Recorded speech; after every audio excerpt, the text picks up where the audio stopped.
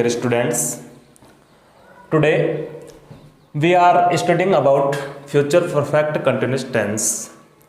इससे पहले हमने प्रेजेंट टेंस के बारे में पढ़ा, पास्ट टेंस के बारे में पढ़ा और ये जो फ्यूचर टेंस है उसका अंतिम टाइप से उसको आज हम वो पढ़ने जा रहे हैं। और इसके साथ ही आपके जो टेंस का चैप्टर है वो यहाँ पे वो कंप्लीट हो जाता है। इसके बाद में इन्हीं टेंस की मदद से हम वो करेक्ट फॉर्म ऑफ वर्ब के बारे में वो सीखेंगे, उनको किस प्रकार से फिल करते हैं, एग्जाम में किस प्रकार से आपको भरना है और वो कितने मार्क्स के होंगे, किस प्रकार से उनको हल करते हैं, उनके बारे में वो विस्तार से पढ़ेंगे। तो इन टेंस के जितने भी रूल्स हैं, इन टेंस के पहचान क्या है, इनके रूल्स क्या है, इनमें किस प्रकार से सेंटेंस को क्रिएट करते हैं, किस प्रकार से ट्रांसलेट करते हैं, उनको आपको समझना है, उनको याद करना है। आप यदि कुछ ठान ले तो कुछ भी कर सकते हैं, यू कैन डू इट। आप कुछ भी कर सकते हैं। यदि आप कुछ करने की सोच रहे हैं, यदि आप सोच सकते हैं तो कुछ कर सकते हैं। Everything is possible in this world. इस संसार के अंदर असंभव कुछ नहीं है। जो भी आप चाहते हैं वो कर सकते हैं। यदि आपने सोच लिया है कि मुझे 10th क्लास के अंदर इस टारगेट को हासिल करना है, मुझे इतने % बनाने हैं, तो आप बना सकते हैं। बस उसके लिए एक ही चीज़ चाहिए और वो है लगन का सिद्धांत, मेहनत, वो आपके पास होनी चाहिए। चलो अब हम आगे पढ़ते हैं हमारी इस क्लास में फ्यूचर परफेक्ट कंटिन्यूअस टेंस के बारे में। सबसे पहले हम इसकी पहचान के बारे में, उसके बाद में इसके जो नियम हैं उसके बारे में विस्तार से पढ़ेंगे और इनमें किस प्रकार से वो वाक्यों को, जो सेंटेंस है उनको किस प्रकार से ट्रांसलेट करते हैं, उनके बारे में वो सीखेंगे। तो सबसे पहले फ्यूचर परफेक्ट कंटिन्यूअस टेंस है, इसकी पहचान क्या है? इसकी पहचान ये है कि इस टेंस के जो हिंदी वाक्य है उनके अंत में से रहा होगा, से रही होगी और से रहे होंगे इत्यादि शब्द वो आते हैं। से रहा होगा, से रही होगी, से रहे होंगे, यदि ये किसी हिंदी वाक्य के अंत में आ जाते हैं तो वो वाक्य पर फ्यूचर परफेक्ट कंटिन्यूअस टेंस का वो होगा। अब आपको क्या करना है, मैंने आपको पहले भी बता दिया है, इससे पहले भी इसी प्रकार के टेंस के बारे में हम पढ़ चुके हैं कि इसमें जैसे से रहा होगा, से रही होगी, से रहे होंगे, तो इनमें जो से है वो तो वाक्य के बीच में कहीं भी आ सकता है और रहा होगा, रही होगी, रहे होंगे ये हमेशा वाक्य के अंत में होंगे। से है वो बीच में होगा, ये मैं आपको पहले बता चुका हूं। अब हम इसके रूल्स के बारे में बात करते हैं। इसके जो नियम है वो क्या है? यदि आपका सब्जेक्ट, आपका जो कर्ता है वो यदि आई है अथवा वी है तो उसके साथ में आपको हेल्पिंग वर्ब क्या लगानी है? शैल, हैव, बीन। क्या लगानी है? याद रखना आपको आई और वी के साथ में, किसके साथ में? आई तथा वी के साथ में आपको हेल्पिंग वर्ब क्या लगानी है? शैल, हैव, बीन लगानी है। जब आपका सब्जेक्ट कहां से शुरू हो रहा है, आपका सब्जेक्ट क्या है? आई अथवा वी, तो हेल्पिंग वर्ब लगाएंगे शैल, हैव, बीन। और यदि आपका जो सब्जेक्ट है वो आई अथवा वी नहीं है, इसके अलावा ही, सी, इट या कोई नाम, दे, इस प्रकार के कुछ सब्जेक्ट्स हैं तो उसके साथ में आपको क्या लगाना है? Will, have, been. यानी जहां पे वाक्य में आई और वी नहीं आए तो उसके अलावा दूसरे सब्जेक्ट आए तो आपको वहां पे helping verb will, have, been वो लगा देनी। तीसरा जो इसका नियम है, रूल्स है, वो है कि मेन वर्ब M.V, इसका मतलब होता है मेन वर्ब, हिंदी में कहते हैं मुख्य क्रिया। इसकी इस टेंस के अंदर क्या लगेगी? First form plus ING। Verb की फर्स्ट फॉर्म लगेगी और उसके पीछे आपको ING लगाना है, जैसा कि हम पहले के टेंस में वो पढ़ चुके हैं। और इसमें समय, इस टेंस के अंदर समय निश्चित रूप से दिया हुआ होगा, समय होगा, इसमें समय इसमें फिक्स होगा। जैसे यहाँ पे यदि समय निश्चित है, आपका समय फिक्स है, तो उसके साथ में आपको क्या लगाना है? सिंस लगाना है। और यदि समय अनिश्चित है तो उसके साथ में आपको फॉर लगाना है। यानी इस टेंस के अंदर समय आपको जरूर दिया हुआ होगा, 100% इसमें समय आपको दिया हुआ होगा। तो ये तो हमने इसकी पहचान और इसके रूल्स के बारे में पढ़ा। अब हम इन्हीं रूल्स की मदद से इन सेंटेंस को किस प्रकार से क्रिएट करते हैं, किस प्रकार से बनाते हैं, उसके बारे में वो सीखते हैं। तो सबसे पहला जो सेंटेंस का प्रकार है, टाइप्स है, वो है एफर्मेटिव सेंटेंस, सकारात्मक वाक्य। तो उसमें किस प्रकार से बनाते हैं, इनमें क्या लेना होता है? सबसे पहले आपको सब्जेक्ट लेना है। सब्जेक्ट का हिंदी में अर्थ आपको पता है, कर्ता लेना है। उसके बाद में आपको हेल्पिंग वर्ब लगानी है। हेल्पिंग वर्ब यदि आई और वी है तो शैल लगाओ, और यदि आई और वी नहीं अदर है तो विल यानी शैल हैव बीन। यदि आई और वी है तो, और आई और वी नहीं है तो विल हैव बीन लगाओ। उसके बाद में आपको वर्ब की फर्स्ट फॉर्म प्लस आईएनजी को लिखना है। उसके बाद में आपको ऑब्जेक्ट लिखना है, और ऑब्जेक्ट के बाद में यदि शेष कुछ बच जाता है तो वो आपको अन्य अदर के अंतर्गत है वो लिखना है। ये हमारा स्ट्रक्चर रहेगा इस टेंस में एफर्मेटिव सेंटेंस के लिए। अब हम ये जो 4 सेंटेंस है एफर्मेटिव, इनको है वो बनाते हैं और सीखते हैं कि किस प्रकार से सेंटेंस को क्रिएट करते हैं। चलो सबसे पहले सेंटेंस बनाते हैं। फर्स्ट लिखा हुआ है कि 9 बजे से फिल्म चल रही होगी। कितने बजे से? 9 बजे से। क्या चल रही होगी? फिल्म चल रही होगी। अब इसको कैसे? सबसे पहले पहचान कर लो। अंत में तो आया रही होगी, बीच में आया है से, ठीक है, से रही होगी। से रही होगी क्या होगी? पहचान होगी किसकी? इस वाक्य की, कि ये वाक्य है वो किस टेंस का है। तो फ्यूचर परफेक्ट कंटिन्यूअस टेंस का ये वाक्य है, ये हमें पहचान है वो कर ली है। उसके बाद में आपको सब्जेक्ट की पहचान करनी। हमेशा सब्जेक्ट पहले होता है, लेकिन इसमें देखिए 9 बजे, 9 बजे तो क्या है? ये तो टाइम है, सब्जेक्ट नहीं है। तो सब्जेक्ट क्या होगा? 9 बजे टाइम है।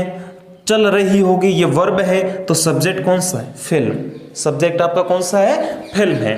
तो इस प्रकार से हम यहाँ पे पहले सबसे पहले लिख देते हैं सब्जेक्ट। सब्जेक्ट है आपका फिल्म, तो ये हमने लिख दिया FILM फिल्म, ठीक है। उसके बाद में आपको देखना है कि ये आई और वी तो है नहीं, अदर सब्जेक्ट है, तो इसके साथ में क्या लगाएंगे? Will have been. तो मैंने ये लिख दिया helping verb will have been, ठीक है। उसके बाद में आपको लिखनी है वर्ब की फर्स्ट फॉर्म प्लस आईएनजी। अब इसमें से वर्ब को ढूंढिए, कौन सी है वर्ब? यहाँ पे चलना। चलना का मतलब वॉकिंग नहीं, फिल्म चल रही, फिल्म में से चलेगी थोड़ी पैरों के बल पे, नहीं। चलना मतलब वो उसमें जो सीन है उसको दिखाया जा रहा है, मतलब इसके लिए आएगा कौन सा शब्द? प्लेइंग, PLAY और पीछे I N G, first form plus I N G, playing. Film will have been playing, ये तो हो गया वर्ब तक, वर्ब की फर्स्ट फॉर्म प्लस आईएनजी तक हमने काम कर दिया है। आगे हमें ऑब्जेक्ट लिखना है, तो film will have been playing. अब आपको देखना है कि ऑब्जेक्ट तो आगे कुछ है नहीं, अदर में देखते हैं। इससे पहले एक और साथ में आपको जोड़ के बता देता हूं यहाँ पे मैं कि ऑब्जेक्ट है। उसके बाद में आपको यहाँ पे टाइम, पहले सिंस फॉर का यूज कर देना है, सिंस या फॉर बोथ, आपके इजी के लिए लिख देता हूँ आगे, आसानी के लिए। और उसके बाद में आपको लिख देना है यहाँ पे जो टाइम होगा उसको लिख देना है। अब आपके लिए और आसान हो गया, हम अदर को हटा देते हैं। ऑब्जेक्ट इसमें कुछ है नहीं, तो आगे आप सिंस और फॉर को लिखना है। अब यहाँ देखिए कि film will have been playing. अब आपको देखना है कि फिल्म है वो कब से चल रही है? 9 बजे से चल रही है। 9 बजे क्या है? फिक्स टाइम है। तो फिक्स टाइम है तो इसके लिए आपको क्या लगाना है? सिंस लगाना है। जैसा कि निश्चित समय है तो सिंस लगाएंगे, तो आपको यहाँ लिख देना है सिंस। और उसके बाद में क्या लिखना है? सिंस के बाद में आपको टाइम लिख देना। सिंस और फॉर का जस्ट बाद में आपको टाइम लिखना है। टाइम यहाँ पे कितना है? 9 बजे। तो film will have been playing since 9 o'clock। और ये आपका सेंटेंस वो बन करके तैयार हो गया है कि 9 बजे से फिल्म चल रही होगी। Film will have been playing since 9 o'clock। अब आगे इसी प्रकार हम दूसरा सेंटेंस बनाते हैं, बहुत ही इजी है कि चपरासी सुबह से प्रार्थना की घंटी बजा रहा होगा और बीच में आ गया से रहा होगा। फ्यूचर परफेक्ट कंटीन्यूअस टेंस का वाक्य है। अब इसको बनाते कैसे हैं? सबसे पहले आपको क्या लेना है? सब्जेक्ट लेना है। आपका सब्जेक्ट क्या है? चपरासी, जिसको इंग्लिश में क्या कहते हैं? पियोन कहते हैं। ये लिख दिया। उसके बाद में ये आई और वी नहीं है तो इसके साथ में क्या हेल्पिंग वर्ब लगेगी? Will have been.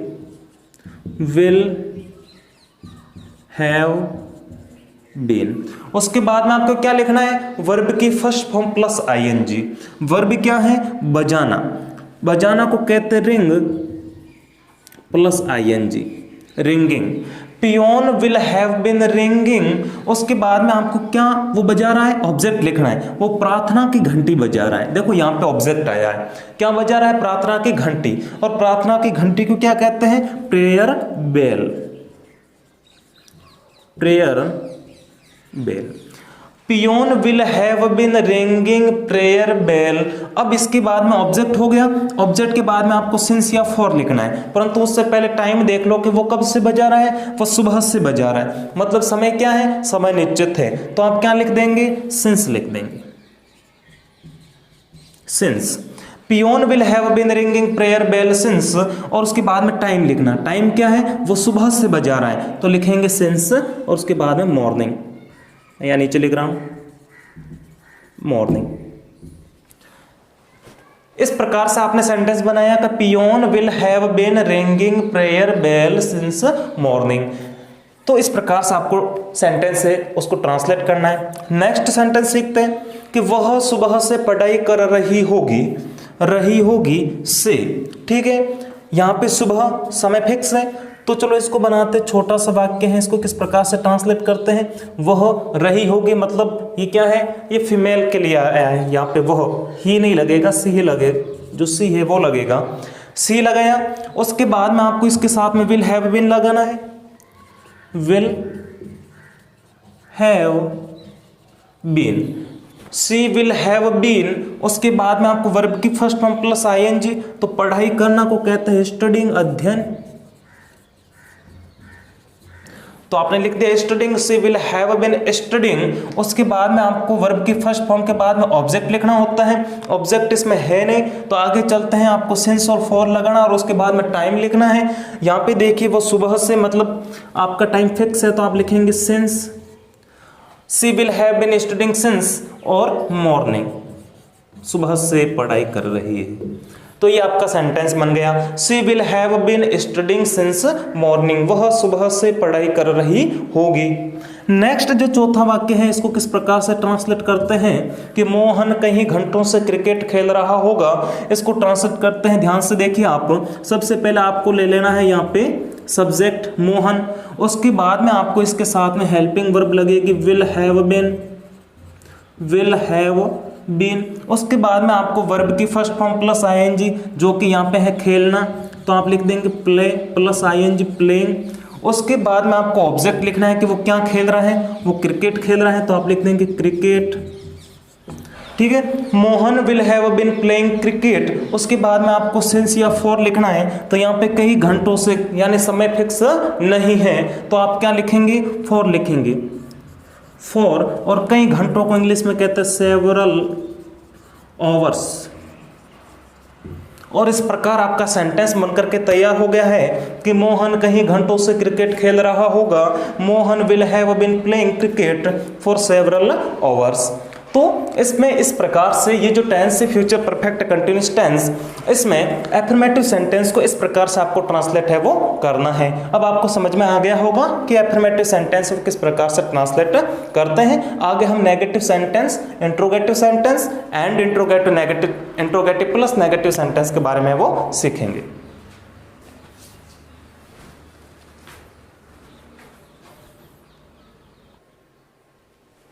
हाँ, तो अभी हमने एफर्मेटिव सेंटेंस को पढ़ा। अब हम फ्यूचर परफेक्ट कंटिन्यूअस टेंस में नेगेटिव सेंटेंस होते हैं, उनको किस प्रकार से ट्रांसलेट करते हैं, उनको है वो समझते हैं। इनका स्ट्रक्चर क्या रहेगा नेगेटिव सेंटेंस का, कि सबसे पहले आपको सब्जेक्ट लिखना है, उसके बाद में शैल या विल, यदि आई और वी है तो शैल लिखना है आपको, और इसके अलावा जो अदर सब्जेक्ट है तो आपको विल लिखना है। उसके बाद में आपको नोट लगाना है क्योंकि नेगेटिव सेंटेंस है, हैव बीन लिखना है, वर्ब की फर्स्ट फॉर्म प्लस आईएनजी, उसके बाद में ऑब्जेक्ट, उसके बाद में सिंस और फॉर। समय निश्चित है तो सिंस लिखेंगे, समय अनिश्चित है तो फॉर लिखेंगे। उसके बाद में आपको टाइम लिखना है, सिंस फॉर के बाद में टाइम जरूर आएगा। यहाँ पे मैं लिखता हूँ कि मैं सुबह से काम नहीं कर रहा होगा। अब इस टेंस जो सेंटेंस है इसको बनाते हैं, जैसे यहाँ पे से और रहा होगा, और यहाँ पे बीच में आ गया नहीं। तो सबसे पहले सही रहा होगा, ये तो टेंस की पहचान हो गई। उसके बाद में नई नेगेटिव सेंटेंस की पहचान हो गई। अब इसको बनाते हैं। सबसे पहले क्या लिखना है, सब्जेक्ट। आपका सब्जेक्ट क्या है, मैं को इंग्लिश में क्या कहते हैं, आई कहते हैं। उसके बाद में आई और वी सब्जेक्ट है, तो उसके साथ में शैल हैव बीन आपको लिखना है, तो इसके साथ में हेल्पिंग वर्ब लगेगी शैल। शैल या विल में से कोई एक, तो आई है इसलिए शैल लिखा। उसके बाद में नेगेटिव सेंटेंस है तो क्या लिखेंगे, नॉट लिखेंगे। उसके बाद में आपको क्या लिखना है, हैव बीन लिखना है, हैव बीन। उसके बाद में वर्ब की first form plus I N G. Verb है यहाँ पे काम करना, इसको इंग्लिश में कहते हैं वर्क, और इसके पीछे लिखेंगे आईएनजी, वर्किंग। उसके बाद में आपको लिखना है ऑब्जेक्ट। तो ऑब्जेक्ट इसमें क्या है, मैं सुबह से काम नहीं कर रहा होगा, इसमें कोई ऑब्जेक्ट नहीं है। तो आगे आप लिखेंगे समय, सिंस या फॉर। तो यहाँ देखेंगे कि वो सुबह से काम कर रहे हैं, तो सुबह क्या है, सुबह है वो फिक्स टाइम है, तो आप लिखेंगे सिंस। और उसके बाद में आपको टाइम लिखना, टाइम क्या है, सुबह, तो आप लिखेंगे मॉर्निंग। और ये आपका सेंटेंस बनके तैयार हो गया है कि I shall not have been working since morning. मैं सुबह से काम नहीं कर रहा होगा। इसी प्रकार हम दूसरा सेंटेंस बनाते हैं, कुत्ता 4 दिनों से भौंक रहा होगा। तो सबसे पहले लिखेंगे डॉग। अब इसके साथ में आपको हेल्पिंग वर्ब क्या लगानी है, विल लगानी है, तो ये आपने लिख दिया विल। उसके बाद में नेगेटिव सेंटेंस है इसलिए लिखेंगे नॉट। उसके बाद में आप लिखेंगे हैव बीन, हैव बीन। उसके बाद में वर्ब की first form plus I N G. Verb यहाँ पे क्रिया आपकी क्या है, भौंकना, जिसको इंग्लिश में कहते हैं बार्क, और पीछे लगाएंगे आप आईएनजी तो हो जाएगा बार्किंग। उसके बाद में आपको ऑब्जेक्ट लिखना है, ऑब्जेक्ट इसमें है नहीं, तो उसके बाद में आपको सिंस और फॉर लिखना है। यहाँ पे आप टाइम देखेंगे कि 4 दिनों से, कोई फिक्स टाइम नहीं है, 4 दिनों से मतलब डॉग विल, मतलब पीरियड ऑफ टाइम की बात हो रही है यहाँ पे। तो dog will not have bin barking for days. Period of time की बात हो रही है, फॉर लगा, फॉर डेज, 4 दिनों से। Dog will not have bin barking for 4 days. अब यहाँ पे आगे हम लिखेंगे तीसरा जो यहाँ पे सेंटेंस है कि राधा कई दिनों से खाना नहीं खा रही होगी, इसको बनाते हैं। तो आप लिखेंगे सबसे पहले राधा, उसके बाद में कई दिनों से खाना नहीं खा रही होगी, तो राधा है, इसके साथ में आप सब हेल्पिंग वर्ब क्या लिखेंगे, विल। उसके बाद में नॉट लिखना है, उसके बाद में हैव बीन लिखना है, उसके बाद में वर्ब की फर्स्ट फॉर्म प्लस आईएनजी, तो खाना जिसको इंग्लिश में ईटिंग कहते हैं, ईट प्लस आईएनजी ईटिंग। उसके बाद में object, Radha will not have been eating, यहाँ पे खाना, भोजन, इसको इंग्लिश में कहते हैं फूड। उसके ऑब्जेक्ट हो गया। इसके बाद में सिंस और फॉर, तो यहाँ पे देखिए कई दिनों से है, समय फिक्स नहीं है, तो आप लिखेंगे फॉर। और कई दिनों को इंग्लिश में कहते हैं सेवरल डेज या many days. Radha will not have been eating food for several days. Radha कई दिनों से खाना नहीं खा रही होगी। इस प्रकार से आपको वो सेंटेंस बनाना है। तो ये आपके सेंटेंस का कौन सा प्रकार हो गया, नेगेटिव सेंटेंस, नकारात्मक वाक्य।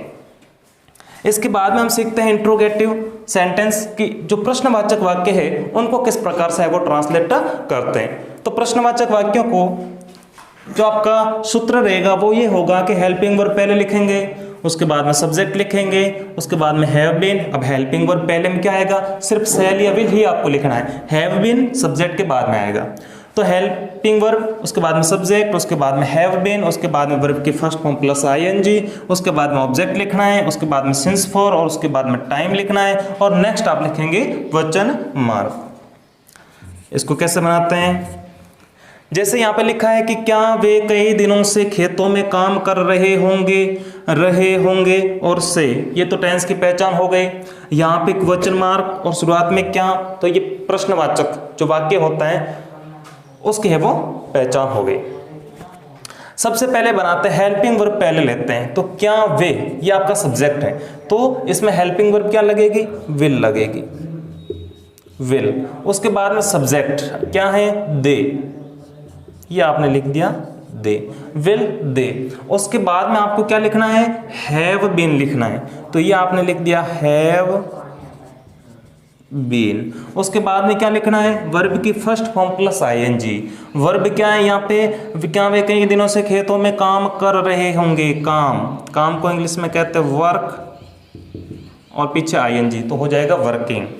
वर्ब की फर्स्ट फॉर्म प्लस आईएनजी हो गया। उसके बाद में आपको ऑब्जेक्ट लिखना है, वे कहाँ काम कर रहे हैं, खेतों में, तो आप लिखेंगे इन the field, in the field. उसके बाद में आपको क्या लिखना है, सिंस या फॉर। अब यहाँ पे देखिए आप टाइम कैसा है, टाइम फिक्स नहीं है, कई दिनों से काम कर रहे हैं, तो आप लिखेंगे फॉर सेवरल डेज, ठीक है। और उसके बाद में आपको क्या लिखना है, देखो यहाँ फॉर और सिंस हो गया तो फॉर हो गया, उसके बाद में टाइम आ गया सेवरल डेज, उसके बाद में आपको लिखना है क्वेश्चन मार्क।